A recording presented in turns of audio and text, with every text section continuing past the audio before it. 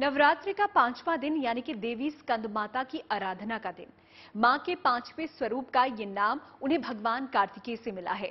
मां दुर्गा इस रूप में कुमार कार्तिकेय को जन्म देने के कारण स्कंद माता कहलाई जाती हैं। माता के इस रूप की विधि विधान के साथ पूजा करने पर मां की कृपा बनी रहती है और माना जाता है कि आदि शक्ति का ये स्वरूप संतान प्राप्ति की मनोकामना पूरी करने वाला स्वरूप है। तो कैसे करें देवी स्कंद माता की आराधना, देखिए इस रिपोर्ट में। नवरात्र का 5वां दिन यानी देवी स्कंद माता की आराधना का दिन। मां दुर्गा के पंचम स्वरूप मां स्कंद माता की उपासना का दिन। नवरात्रि के इस उत्सव में भक्त अपनी मनोकामना लेकर माता रानी के दरबार में पहुंच रहे हैं। नवरात्र के 9 दिनों के देवी उत्सव में पंचमी तिथि पर माता रानी के स्कंद माता स्वरूप के दर्शन पूजन का विधान है। स्कंद माता यानी भक्तों की समस्त इच्छाओं की पूर्ति करने वाली माता, जिन्हें मोक्ष का द्वार खोलने वाली माता के रूप में पूजा जाता है। स्कंद माता का स्वरूप मन को मोह लेने वाला होता है। शेर माता रानी का वाहन है और शेर पर सवार होकर माता दुर्गा अपने 5वें स्वरूप स्कंद माता के रूप में भक्तजनों के कल्याण के लिए सदैव तत्पर रहती हैं।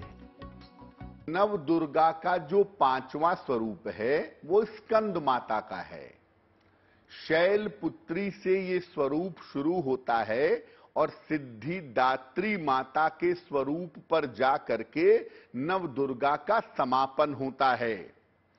नव दुर्गा का जो 5वां स्वरूप है वो स्कंद माता का है।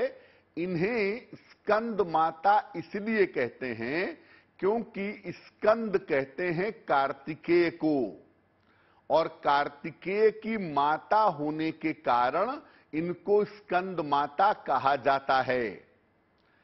ये माता 4 भुजाधारी हैं, कमल के फूल पर बैठती हैं, इसलिए इनको पद्मासना देवी भी कहा जाता है। जिनका आसन पद्म हो, कमल हो, वो पद्मासना देवी हैं स्कंद माता। देवी स्कंद माता अपने भक्तों को इच्छित संतान प्राप्ति का वरदान तो देती ही है, साथ ही वो संतान को होने वाले सारे कष्टों को हर लेती हैं। तो जब आप माता स्कंद माता की पूजा करते हैं या करती हैं तो इससे संतान की प्राप्ति सरलता से हो जाती है।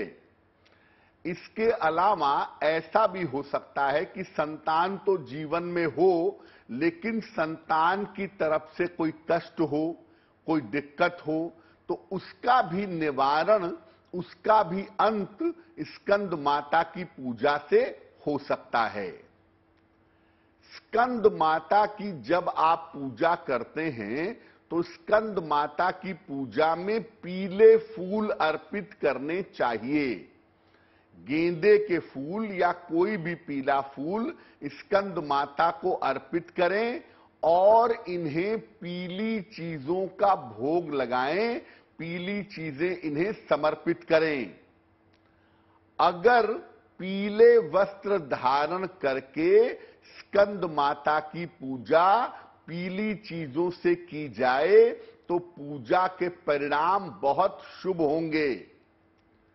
इसके बाद जो भी प्रार्थना आप करते हैं, जब आप पीले वस्त्र पहन करके उनकी पूजा करेंगे तो पूजा के अंत में जो भी प्रार्थना आप करना चाहते हैं वो प्रार्थना करिए। और खास तौर से अगर संतान संबंधी कोई प्रार्थना करना चाहते हैं तो वो भी आप निश्चित रूप से कर सकते हैं।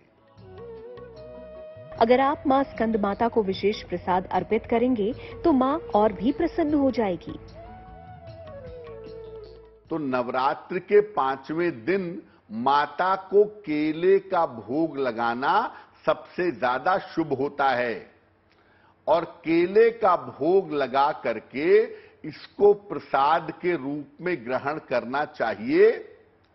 खास तौर से पति पत्नी दोनों को। अगर आप ऐसा करते हैं तो संतान और स्वास्थ्य दोनों ही पक्ष की बाधाएं आपकी दूर होंगी। ज्योतिष में माता का संबंध बृहस्पति ग्रह से है।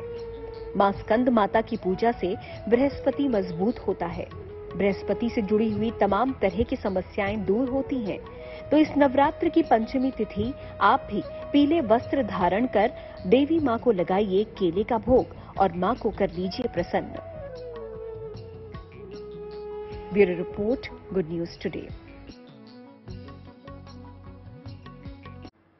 ज्योतिष में माता का संबंध बृहस्पति ग्रह से होता है। मां स्कंद माता की पूजा से बृहस्पति मजबूत होता है और जिन लोगों को संतान नहीं हो रही है उन्हें मां के स्वरूप की पूजा जरूर करनी चाहिए, क्योंकि आदि शक्ति का ये स्वरूप संतान प्राप्ति की मनोकामना पूरी करने वाला है। तो क्या होनी चाहिए पूजा की विधि, सुनाते हैं आपको पंडित शैलेंद्र पांडे की जुबानी। आपको संतान पक्ष वाले बृहस्पति को बेहतर करना है तो क्या करेंगे?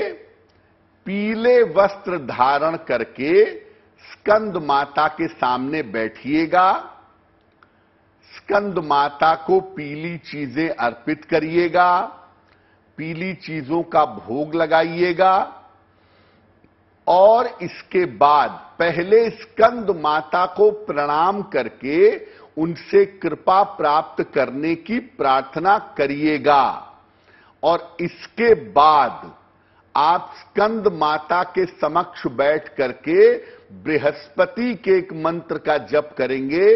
मंत्र देखिए स्क्रीन पर, मंत्र है ओम ग्रां ग्रीं ग्रौं सह गुरुवे नमः।